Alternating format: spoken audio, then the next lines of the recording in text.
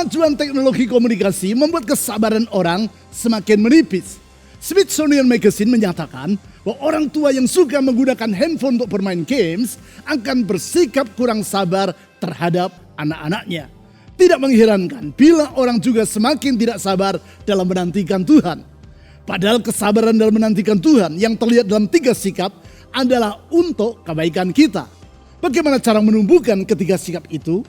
Melalui menumbuhkan ketiga sikap tersebut, maka masa penantian kepada Tuhan bukanlah waktu yang sia-sia, namun justru bermanfaat bagi hidup kita. Hai guys, welcome back to Fusion Online Service. Kami ingin menyambut kalian yang baru pertama kali mengikuti online service ini. Kalian bukanlah orang asing, tetapi bagian dari keluarga kami. Seberat apapun beban pergumulan kalian, datanglah kepada Tuhan yang bersedia untuk mendengar dan menjawab permohonan kita. Oleh karena itu, jangan lewatkan ibadah doa pagi setiap hari Sabtu pukul 5.30 secara live streaming melalui YouTube channel Doa Fajar Pengharapan. Bagi kalian yang memiliki prayer request, gereja kita menyediakan layanan helpline doa. So, kalian dapat mengirimkan beban doa kalian ke nomor WA 0811 841 765. Bagi kalian yang ingin memberikan persembahan dan persepuluhan kepada Tuhan, kalian dapat memberi dengan cara mengirimkannya ke nomor rekening yang ada di layar. Atau kalian juga dapat memberi melalui e-wallet dengan cara scan QR Code yang ada di layar kalian. Bagi kalian yang ingin memberikan persembahan, kalian dapat pause video ini terlebih dahulu. Oke, it's time for us to praise and worship Him. Firman Tuhan yang membahas tema In Transit di sepanjang bulan Juli ini akan memulihkan setiap kita semua. Yuk kita ikutin ibadah ini dengan sungguh-sungguh.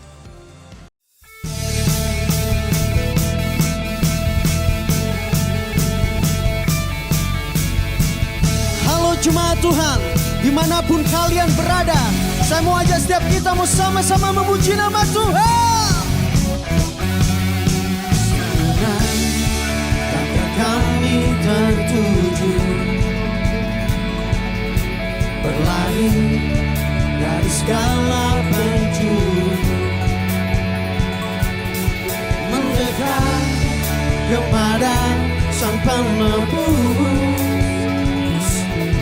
dapati sinar terang yang kudus. Nyanyikan, oh Yesus, Kau berkuasa untuk selamanya. Kami agungkan nama-Mu, pembebas segala belenggu. Hanya Yesus Kau satu alasan kami datang untuk menyembah-Mu.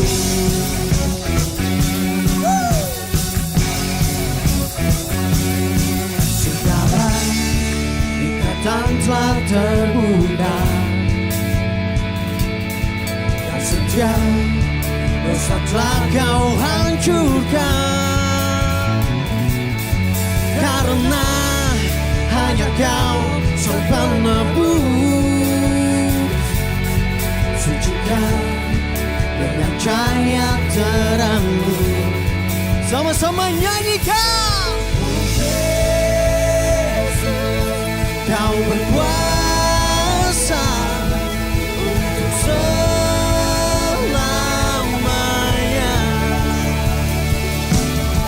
Kami agungkan nama-Mu, pembebas segala belenggu. Hanya Yesus Kau satu alasan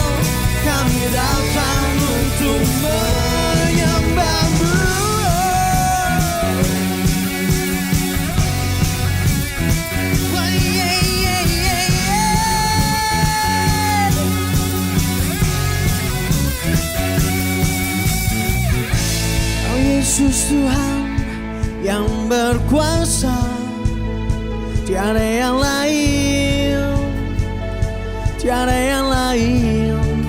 Nyanyikan.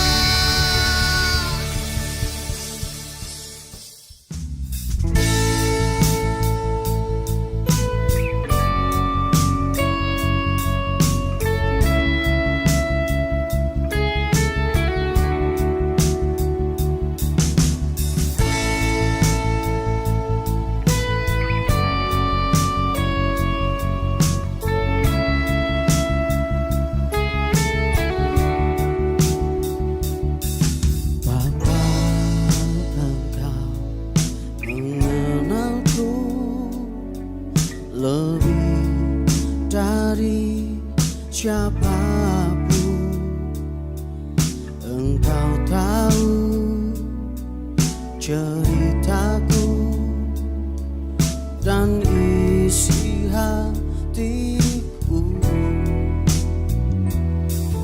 Tak peduli masa lalu, engkau tetap memiliku.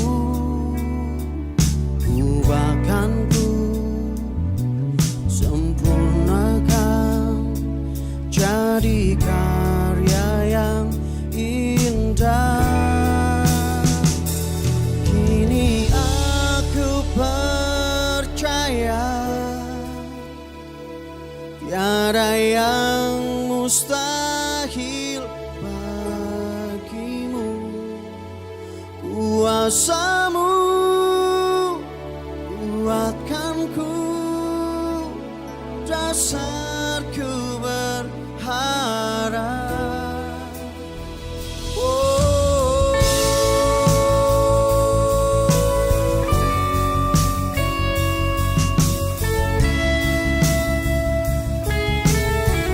Mari nyanyikan Bapa. Engkau mengenalku siapapun,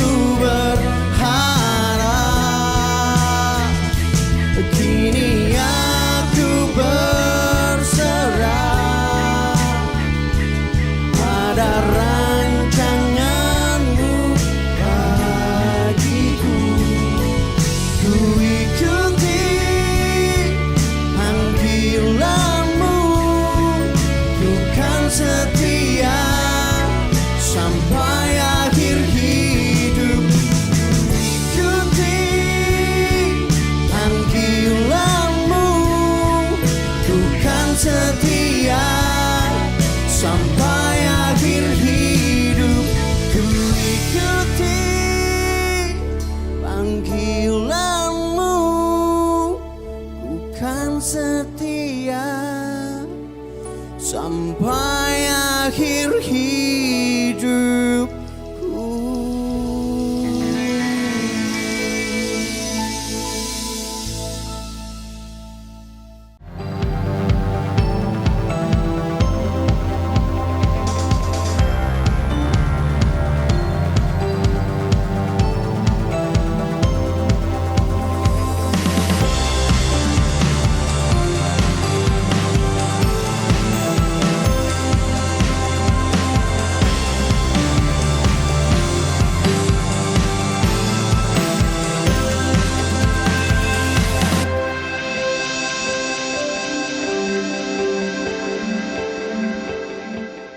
Bagi kebanyakan orang, menantikan Tuhan merupakan bagian yang tersulit dalam kehidupannya. Walaupun sesungguhnya hal itu merupakan salah satu proses yang paling bermanfaat bagi hidupnya. Merupakan bagian yang tersulit. Sebab pada dasarnya manusia ingin memegang kendali. Menunggu membuat yang bersangkutan merasa dirinya tidak dapat memegang kendali. Yaitu tidak dapat mengendalikan bila mana dan bagaimana apa yang ia inginkan akan terwujud. Alhasil, menunggu mengakibatkan sebagian orang akan merasa stres, frustrasi, dan akhirnya meledak dalam amarah. Apalagi dalam dunia modern yang ditandai dengan kemajuan dalam telekomunikasi. Justru rasa tidak suka terhadap waktu untuk menunggu ini semakin meningkat. Berbagai penelitian telah membuktikan hal tersebut. AppDynamics, perusahaan yang bergerak di bidang IT di San Francisco pada tahun 2019 mempublikasikan hasil riset mereka. Yaitu bahwa penggunaan handphone telah mengurangi daya konsentrasi dan kesabaran orang. Bahkan Smithsonian Magazine, jurnal yang diterbitkan oleh Smithsonian, sebuah lembaga riset yang sangat terkenal di dunia, menyatakan bahwa orang tua yang suka menggunakan handphone untuk bermain games akan bersikap kurang sabar terhadap anak-anaknya. Sehingga majalah ilmiah The Atlantic menyebut bahwa penggunaan handphone secara berkelebihan oleh seorang ibu akan membahayakan pertumbuhan atau child development dari anaknya. Oleh karena itu tidaklah mengherankan bila di zaman sekarang kesabaran orang dalam menantikan Tuhan juga semakin menipis. Bukankah doa orang di zaman ini adalah, Tuhan berikan kepadaku kesabaran sekarang juga. Tolonglah aku sekarang juga agar mampu menantikan dirimu. Penuhilah hatiku sekarang juga dengan keteduhan dalam menunggu jawabanmu. Bling, bling, bling. Padahal apabila Allah mengizinkan kita untuk melewati penantian, maka hal tersebut adalah untuk kebaikan kita. Sebagaimana yang telah saya utarakan tadi, penantian kepada Tuhan merupakan salah satu proses yang paling bermanfaat bagi kehidupan kita. Karena dalam masa penantian itu, Ia menyiapkan diri kita untuk rencana yang besar bagi hidup kita. Sehingga apabila kita mengisi masa penantian itu dengan benar, maka masa antara atau waktu in transit tersebut bukanlah waktu yang sia-sia, namun justru merupakan masa yang bermanfaat bagi hidup kita. Tentang hal tersebut dalam ibadah 2 minggu yang lalu, kita telah melihat bahwasanya masa penantian kepada Tuhan harus kita isi dengan fokus kehidupan yang benar. Untuk itu kita melihat teladan dari kehidupan Abraham, yaitu sebagaimana yang ditulis dalam Roma pasal 4 ayat 18 sampai 22. Sedangkan minggu yang lewat kita telah mempelajari bahwasanya masa penantian kepada Tuhan haruslah kita isi dengan sikap hati yang benar. Untuk itu kita telah mempelajari kehidupan Yusuf, yaitu sebagaimana yang dicatat dalam Mazmur pasal 105 ayat 16 sampai 19. Sekarang kita akan melihat bahwasanya masa penantian kepada Tuhan harus kita isi dengan kesabaran yang benar. Kesabaran yang benar. Sebab tidak semua kesabaran bersifat benar. Seperti bersabar terhadap dosa jelas tidaklah benar. Namun bila kita hidup dalam penantian kepada Tuhan dengan kesabaran yang benar, maka kita akan dapat melewati masa penantian bukan dengan hati yang resah, tapi dalam ketekunan. Tentang hal ini kita akan melihat kehidupan Daud sebagai teladan.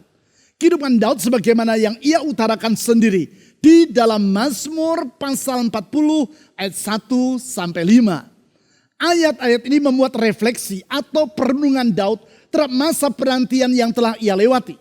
Yaitu masa penantian di antara menerima janji Tuhan untuk menjadi seorang raja sampai janji itu digenapi dalam hidupnya.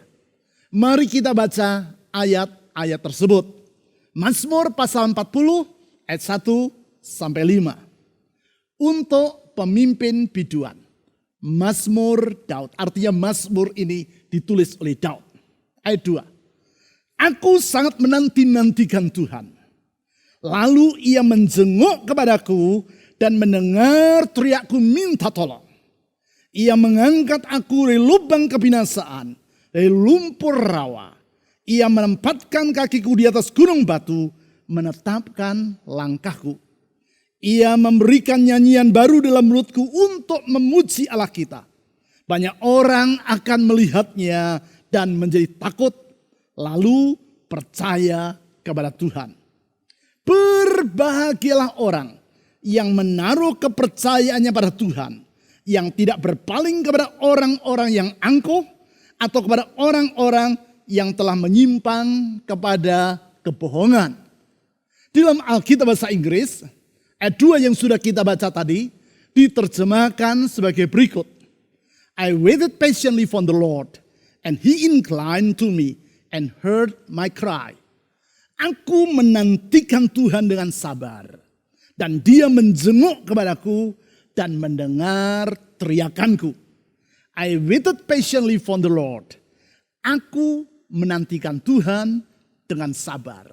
Terjemahan dalam bahasa Inggris yaitu bahwa Daud menantikan penggenapan janji Allah dengan penuh kesabaran ini memang selaras dengan perjalanan kehidupan yang telah Daud lalui.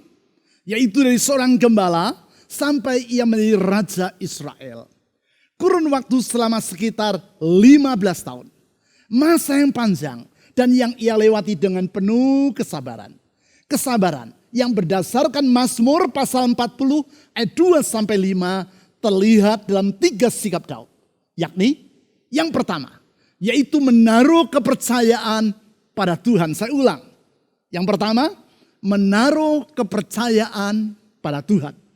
Orang yang sabar dalam menantikan Tuhan dalam menggenapi janjinya akan menaruh kepercayaannya pada Tuhan. Ia percaya bahwa Tuhan pasti akan menggenapi janjinya tepat pada waktunya.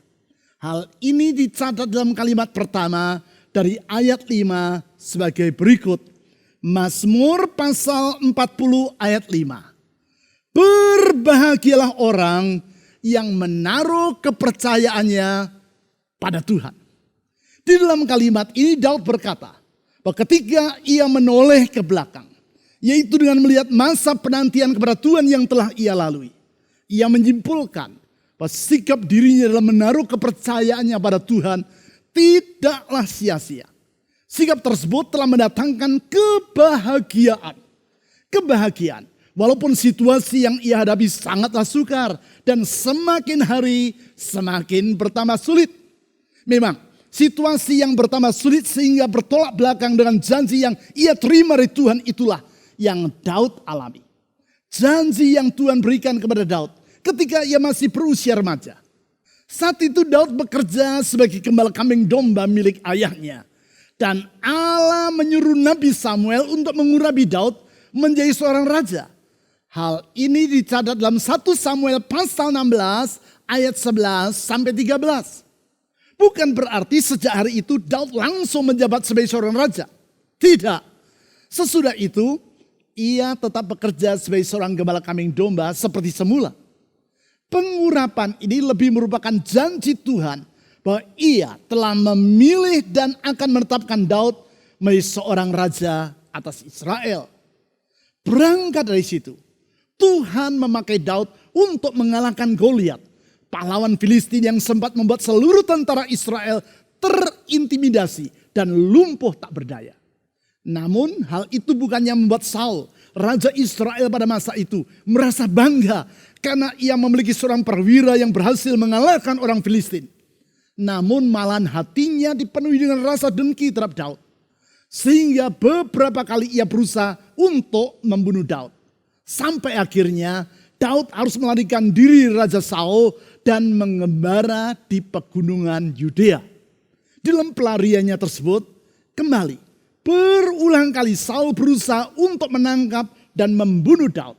Sampai akhirnya Daud terpaksa melarikan diri dan berlindung di antara orang Filistin. Artinya, kondisi yang Daud hadapi semakin hari semakin bertambah sukar dan semakin bertolak belakang dengan janji yang ia terima dari Tuhan. Pernahkah saudara mengalami situasi seperti itu? Kesulitan yang engkau alami semakin bertambah berat dan situasi yang saudara hadapi semakin bertolak belakang dengan janji Tuhan bagi dirimu. Daud mengalaminya. Puncak dari kesukaran yang Daud alami adalah ketika seluruh pengikutnya berbalik hendak membunuh dirinya. Hal ini terjadi karena ketika Daud dan para pengikutnya sedang bergabung dengan tentara Filistin yang hendak berperang melawan tentara Raja Saul, di saat yang sama kota tempat tinggal mereka yaitu Siklag dijarah oleh orang-orang Amalek. Seluruh harta, anak dan istri mereka termasuk anak-anak dan istri Daud dirampas oleh bangsa Amalek. Melihat hal itu, para pengikut Daud hendak melampiaskan kepedihan hati mereka dengan melempari Daud dengan batu. Di saat itu Daud benar-benar dalam keadaan terjepit. Namun di tengah situasi yang sangat sukar itu, Daud bukannya menjadi kecewa dan marah kepada Tuhan. Namun inilah yang ia lakukan, yaitu ia menguatkan kepercayaannya kepada Tuhan. Hal ini dicatat dalam 1 Samuel pasal 30 ayat 6 sebagai berikut. Dan Daud sangat terjepit. Karena rakyat mengatakan hendak melempari dia dengan batu. Seluruh rakyat itu telah pedih hati. Masing-masing karena anaknya laki-laki dan perempuan. Tetapi Daud, perhatikan, menguatkan kepercayaannya kepada Tuhan Allahnya. Perhatikan kalimat terakhir di ayat ini. Di situ ditulis, tetapi Daud menguatkan kepercayaannya kepada Tuhan Allahnya.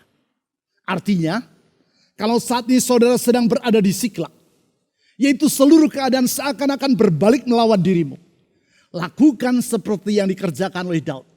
Yaitu jangan menyerah, namun kuatkan kepercayaanmu kepada Tuhan. Sebaliknya dari menjadi patah semangat, janganlah menyerah, namun kuatkanlah kepercayaanmu kepada Tuhan. Ingat pidato yang diucapkan Winston Churchill, Perdana Menteri Inggris, saat ia berbicara di Harrow School, tempat ia bersekolah ketika masih duduk di bangku sekolah menengah. Saat itu, tahun 1941. Perang Dunia Kedua sedang berkecamuk di Eropa. Dan Inggris dalam keadaan babak belur karena diserang secara mendadak oleh tentara Nazi Jerman. Dalam pidatonya itu Churchill antara lain berkata, "Never give in, never give in, never, never, never, in nothing, great or small, large or petty, never give in." Jangan pernah menyerah, jangan menyerah. Jangan pernah, jangan pernah, jangan pernah. Di dalam semua hal, besar atau kecil, besar atau remeh, jangan pernah menyerah. Pidato ini bukan sekedar ia ucapkan, namun benar-benar dihidupinya. Sikap pantang menyerah yang mengakibatkan Inggris berhasil bangkit dan mengalahkan tentara Hitler. Sikap pantang menyerah yang mengakibatkan Winston Churchill menjadi seorang pahlawan yang dihormati oleh orang Inggris sampai hari ini. Sikap Daud yang tidak menyerah kepada kesukaran, namun justru memperkuat imannya kepada Tuhan inilah yang mengakibatkan Siklag menjadi titik balik bagi kehidupannya. Titik balik, karena seperti yang kita baca di ayat-ayat selanjutnya, Daud bangkit dan memukul kala bangsa Amalek. Selanjutnya, yaitu yang dicatat dalam 2 Samuel pasal 5 ayat 4. Rencana Allah bagi hidupnya digenapi. Daud menjadi raja atas Israel seperti yang telah Allah janjikan melalui Nabi Samuel. Kesabaran dirinya yang ia tunjukkan dengan menaruh kepercayaannya kepada Allah tidaklah sia-sia.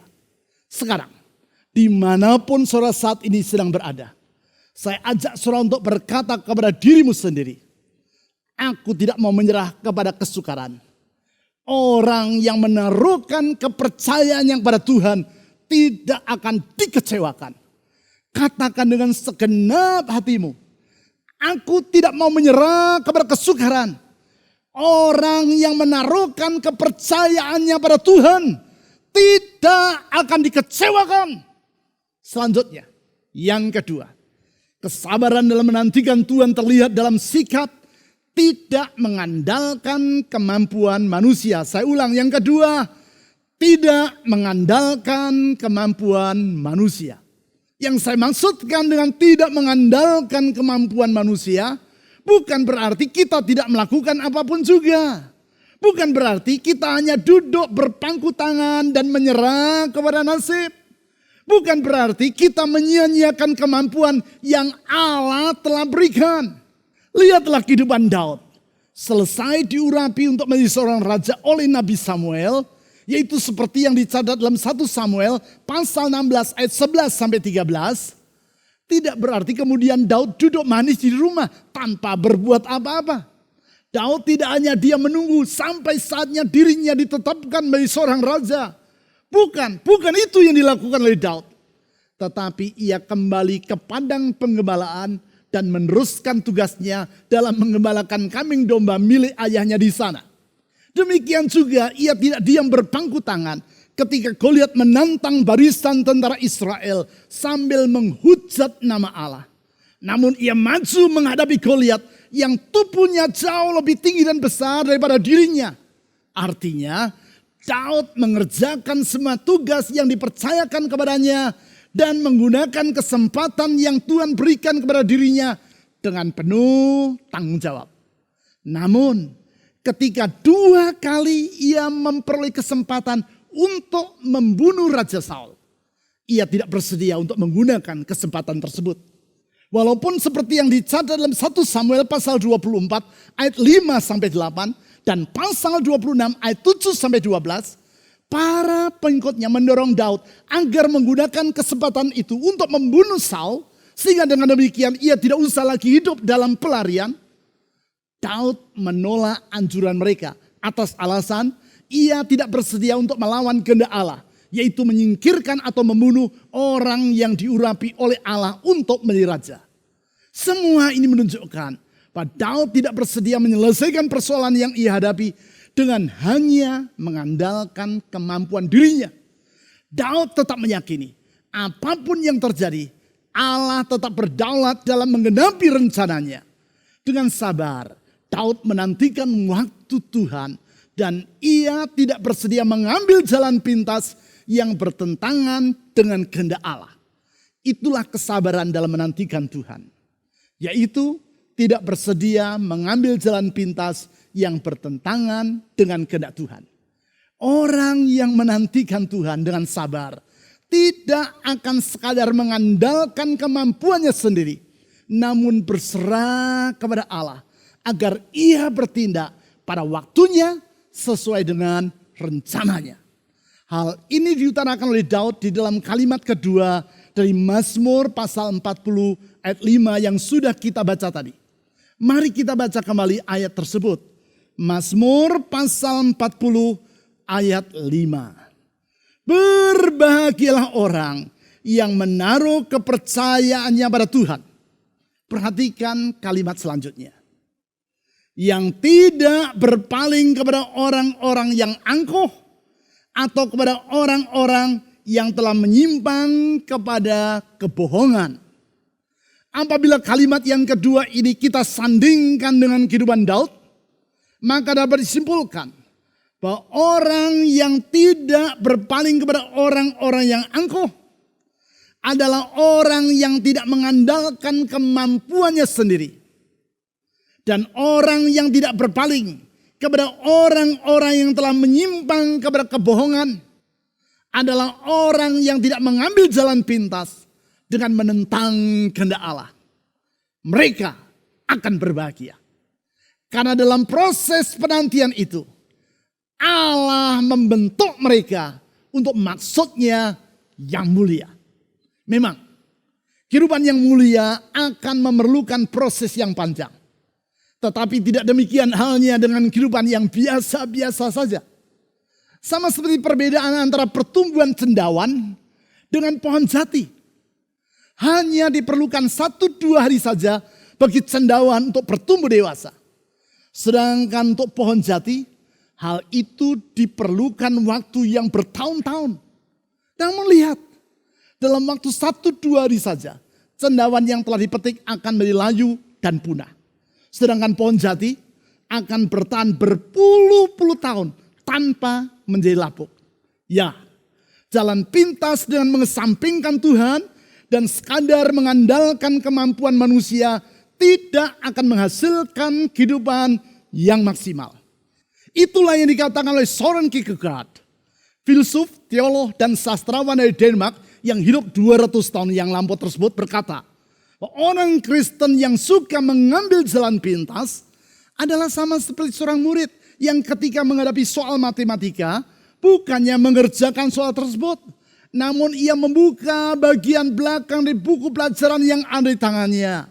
Bagian belakang yaitu halaman-halaman yang memuat kunci jawaban dari soal-soal yang ada di halaman-halaman depan. Lalu ia menyalin jawaban yang sudah tersedia. Akibatnya murid tersebut tidak akan pernah menguasai ilmu matematika. Tuhan tidak mengajak kita untuk berjalan melewati jalan pintas. Oleh karena itu, tidak semua doa kita dijawabnya secara serta-merta. Mengapa ia membawa kita melewati suatu disiplin rohani? Karena kegigihan dalam berdoa, berpuasa, dan mempelajari serta merenungkan firman Tuhan adalah untuk kepentingan kita dan bukan untuk kepentingan Tuhan. Melalui semuanya itu, Tuhan menggembleng dan membentuk diri kita untuk menjadi pribadi yang mulia dalam kerajaannya. Sekarang yang ketiga, kesabaran dalam menantikan Tuhan terlihat dalam sikap berharap dengan sungguh-sungguh kepada Tuhan. Saya ulang, yang ketiga, berharap dengan sungguh-sungguh kepada Tuhan. Artinya, kita bukan berharap kepada Tuhan secara sambil lalu. Orang yang bersabar dalam menantikan Tuhan tidak akan bersikap secara setengah-setengah, namun akan berharap kepada Tuhan dengan segenap hatinya. Hal ini terlihat dalam kalimat pertama yang diucapkan Daud di ayat 2. Di situ ia berkata sebagai berikut, Mazmur pasal 40 ayat 2. Aku sangat menanti-nantikan Tuhan. Terjemahan Alkitab dalam bahasa Indonesia ini sesuai dengan maksud yang tersirat dari kalimat tersebut dalam bahasa Ibrani. Dalam bahasa Ibrani, kalimat tersebut menyiratkan maksud yaitu menantikan Tuhan dengan tekun dan sepenuh hati. Artinya bukan suatu penantian yang dilakukan secara asal-asalan, namun dengan sungguh-sungguh, dengan sepenuh hati dan dengan tekun.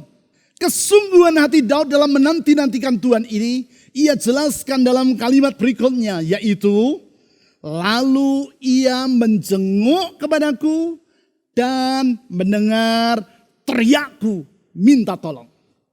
Berteriak, artinya dalam masa penantian itu Daud berseru kepada Tuhan dari dalam hatinya yang paling dalam. Ia bukan sekadar berkata, Tuhan tolonglah diriku. Bukan. Namun ia berseru dengan sepenuh hati, Tuhan tolonglah aku. Patut dicatat, kalau kita berseru kepada Tuhan dengan sekuat hati, itu bukan karena pendengaran Tuhan kurang tajam. Juga bukan karena Tuhan tidak mempedulikan kita. Dan hanya bila kita sudah berteriak, barulah Tuhan akan memperhatikan permohonan kita. Bukan. Tuhan menunggu sampai Daud berteriak kepadanya. Karena ia hendak mengajar Daud agar dengan sungguh-sungguh berharap kepadanya. Seperti yang ditulis dalam Mazmur pasal 40 ayat 2-3. Harapan seperti itu tidak akan diabaikannya. Singkat kata, kalau kita berharap kepada Tuhan dengan sungguh-sungguh, maka Ia pasti akan bertindak dan menolong kita sampai tuntas. Bukankah hal itu yang dilakukan oleh seorang ibu ketika ia mendengar anaknya menjerit, "Mama, tolong!" Apapun yang sedang dikerjakan oleh sang ibu akan ditinggalkannya. Dan ibu itu akan berlari untuk menolong anaknya. Mungkin ada di antara saudara yang bertanya, bagaimana cara untuk berteriak memohon pertolongan Tuhan? Yang dimaksudkan dengan berteriak di ayat 2 tadi, bukan sekadar kerasnya volume suara kita dalam berdoa kepada Tuhan. Namun kesungguhan hati kita dalam berbicara kepadanya. Kesungguhan hati yang antara lain kita ungkapkan dengan berpuasa dan mengambil waktu untuk berdoa secara sungguh-sungguh kepada Tuhan. Bukan sesekali berdoa, bukan kadang-kadang berdoa, namun seperti arti kalimat sangat menanti-nantikan yang digunakan oleh Daud tadi. Yaitu berdoa dengan tekun sampai doa kita dijawabnya. Alkitab penuh dengan contoh tentang sikap ini. Seperti misalnya Elia yang berdoa 7 kali di Gunung Karmel. Yaitu sebagaimana yang dicatat dalam 1 Raja-Raja pasal 18 ayat 42-44. Atau Bartimius, pengemis yang buta di Yeriko, yang terus berteriak memohon belas kasihan Yesus. Yaitu seperti yang dicatat di dalam Markus pasal 10 ayat 46-52. Atau seorang janda dalam perumpamaan yang dikisahkan oleh Yesus. Janda ini terus-menerus meminta pertolongan seorang hakim agar membela perkara yang ia hadapi. Perumpamaan yang dicatat dalam Lukas pasal 18 ayat 1-8. Semua itu menjelaskan bahwa pengharapan yang sungguh-sungguh pada Tuhan tidak akan diabaikannya. Sebentar, saya akan mengajak saudara untuk mengungkapkan pengharapanmu kepada Tuhan dengan sungguh-sungguh dan dengan menaruh kepercayaan yang penuh kepadanya. Namun sebelum itu, saya ingin menyampaikan hal yang sangat penting bagi semua Anda. Yaitu, bahwa begitu pandemi ini mereda, maka kita akan mulai melaksanakan ibadah kita. Bukan hanya secara online seperti selama 1,5 tahun ini, namun secara onsite dan online. Onsite artinya dilaksanakan di gedung-gedung gereja kita seperti di masa sebelum pandemi. Di saat yang sama, ibadah secara online akan tetap kita laksanakan. Artinya, gereja kita melakukan pelayanan secara digital. Digital artinya physical dan digital. Physical yaitu secara onsite dan digital yaitu secara online. Kapan hal itu akan kita mulai? Tentu sangat tergantung kepada perkembangan dari pandemi yang sedang terjadi saat ini. Dalam bulan-bulan pertama dari ibadah secara digital, yaitu secara onsite dan online tersebut dilaksanakan, karena alasan teknis, maka ibadah kaum profesi muda, Fusion yang sedang saudara ikuti ini, akan digabung bersama dengan ibadah untuk jemaat umum atau Main Worship Service, MWS. Artinya, kita tidak lagi melaksanakan ibadah dengan 2 tema yang berbeda seperti yang berlangsung selama ini. Yaitu 1 untuk Main Worship Service dan 1 untuk Fusion. Namun kedua-duanya akan dilaksanakan dengan 1 tema yang sama. Untuk mempersiapkan hal tersebut, maka mulai bulan Agustus yang akan datang. Walaupun kita masih beribadah secara online, belum onsite, sekali lagi, masih online dan belum onsite, penggabungan tersebut sudah akan kita laksanakan. Kita memberinya nama ibadah Fajar Pengharapan. Itulah ibadah gabungan antara Fusion dan Main Worship Service. Tema dan musik dalam ibadah ini akan memperhatikan kebutuhan dari jemaat umum dan tidak akan mengesampingkan kebutuhan kaum profesi muda. Baik. Sebentar saya akan mengajak saudara untuk datang kepada Tuhan Yesus di dalam pengharapan yang sungguh-sungguh kepadanya. Di dalam iman yang teguh, mari kita membawa seluruh harapan dan beban dalam hati kita kepadanya. Kita yakin penantian kita kepada Tuhan Yesus tidak akan sia-sia. Tuhan Yesus setia. Dalam kesetiaannya dia pasti akan membuka jalan dan menggenapi janjinya tepat pada waktunya. Ia tidak pernah terlambat dalam menjawab doa kita. Sebagaimana ia juga tidak pernah tergesa-gesa dalam menggenapi janjinya. Ia memegang kendali atas segala perkara, termasuk masa depan kita. Rencananya selalu yang terbaik bagi kita, karena ia mengasihi kita. Sungguh, di dalam Yesus Kristus, kita memiliki hari esok yang tidak akan mengecewakan. Mari kita berdoa kepadanya. Tuhan Yesus, Engkau dapat diandalkan. Tuhan Yesus, Engkau dapat dipercaya. Orang yang menaruhkan kepercayaan dengan sepenuh kepadamu. Dan orang yang berharap dengan sungguh-sungguh kepadamu tidak akan pernah kecewakan. Oleh karena itu dalam hati yang sabar kami menunggu Engkau bertindak mengenapi janjimu. Karena kami percaya Tuhan Yesus, apapun yang Kau rencanakan selalu yang terbaik bagi kami.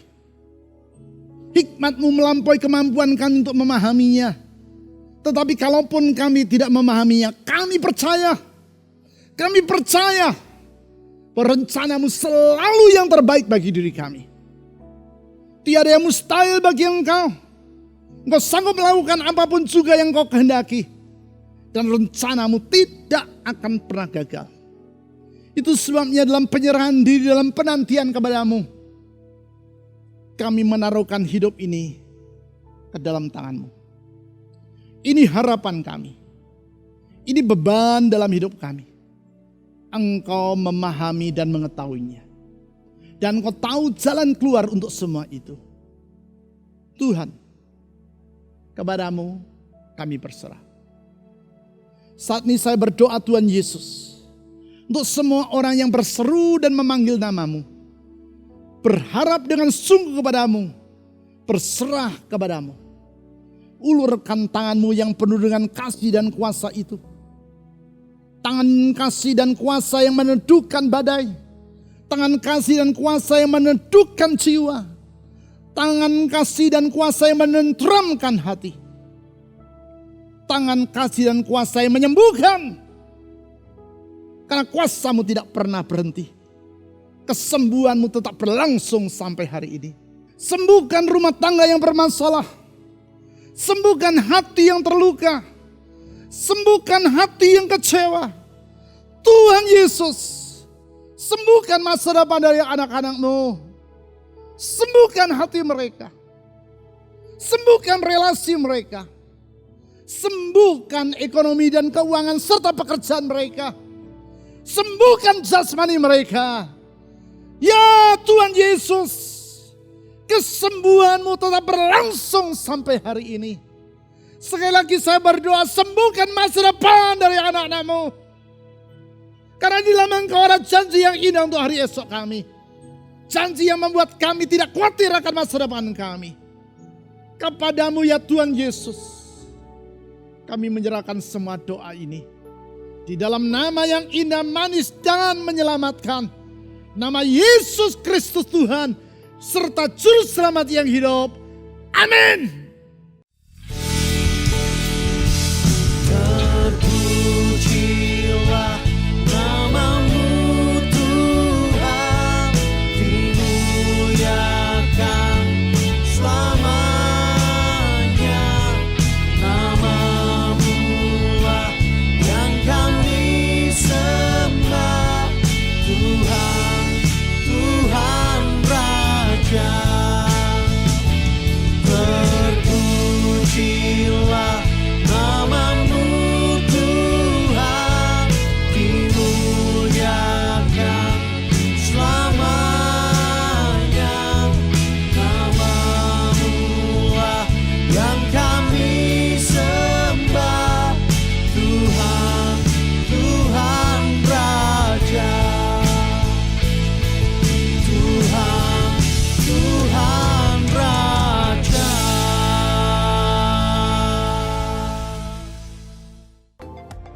Buku ibadah harian jilid 3 untuk periode Juli sampai September sudah ready. Kalian bisa dapetin buku tersebut dengan harga Rp70.000 melalui pemimpin kesan atau bisa WA di nomor 0811 588 580. Untuk info terupdate tentang kegiatan gereja kita, kalian dapat mengeceknya di website www.fajarpengharapan.net atau melalui aplikasi GKPB Fajar Pengharapan. Dan jangan lupa untuk follow Instagram kita di GKPB Fajar Pengharapan. Alright church, that's all the news for this week. Thanks for joining us in this online service today.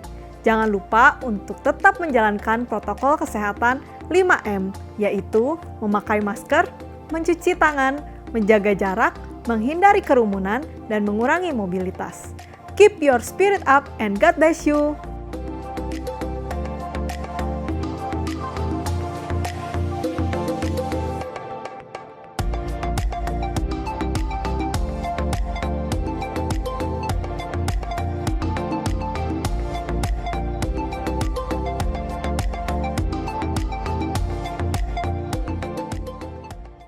Hari ini kita telah mendengarkan firman Tuhan yang memberkati dan menguatkan iman kita untuk dapat melewati masa-masa yang tidak mudah hari-hari ini. Kita percaya Tuhan akan selalu menyertai dan melindungi kita. Mari kita ucapkan syukur dan akhiri ibadah hari ini di dalam doa. Tuhan Yesus, sungguh kami sangat bersyukur Engkau telah hadir dan menjamah kami di dalam ibadah hari ini.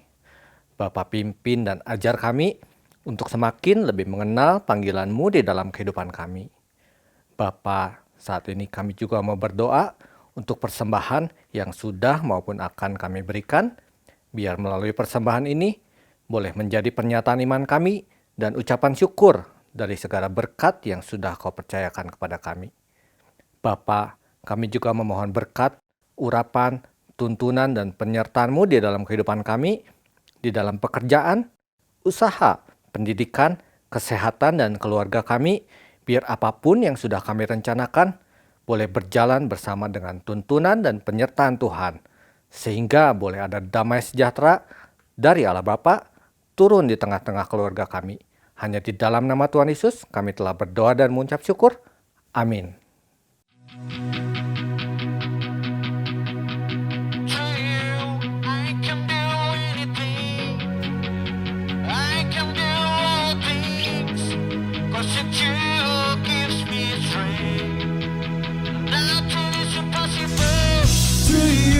Blind eyes are open, strongholds are broken.